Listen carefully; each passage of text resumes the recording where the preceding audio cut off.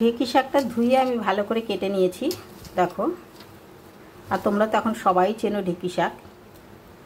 তো আমি একটুখানি আলু আর বেগুন দিয়ে ঢেঁকি শাকটা বানাবো। তার জন্য আমি কড়াইতে তেল দিয়ে আগে আলুটা ভেজে নেব। কড়াইতে সরষের তেল দিলাম অল্প। আমি আলুটা ছোটো ছোটো করে আলু কেটেছি একটা।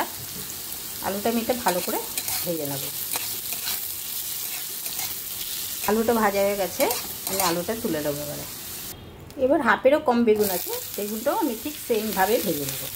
একটু সামান্য নুন হলুদ দিয়ে, নুন দিলাম, হলুদ দিলাম।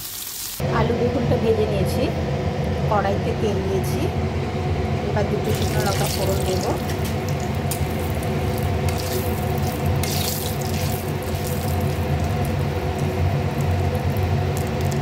ছোট্ট এক বাটি রসুন কুচানো আছে, এটা দিয়ে দিলাম।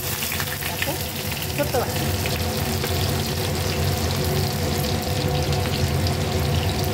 রসুনটা সামান্য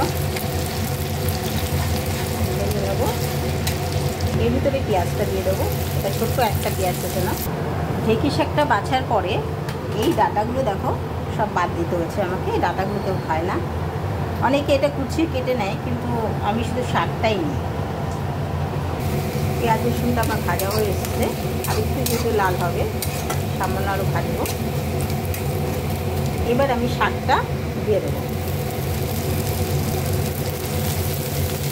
এখানে 200 গ্রাম শাক আছে। এখানে ছোটো চামচের 1 চামচ হলুদ দিয়ে দিলাম, আর 1 চামচ নুন দিয়ে দিলাম। তাহলে ভাজাতে সামান্য অল্প অল্প নুন আছে। এবার শাকের ভিতরে আমি আলুটা দিয়ে দেবো, শুধু আলুটা, বেগুনটা পরে দেবো। আলুটা দিয়ে দিয়েছি, ওই একটু ঢাকা দিয়ে দেবো। আমি দুটো লঙ্কা কুচিয়ে দিয়ে দিলাম, এবারে বেগুনটা দিয়ে দিলাম।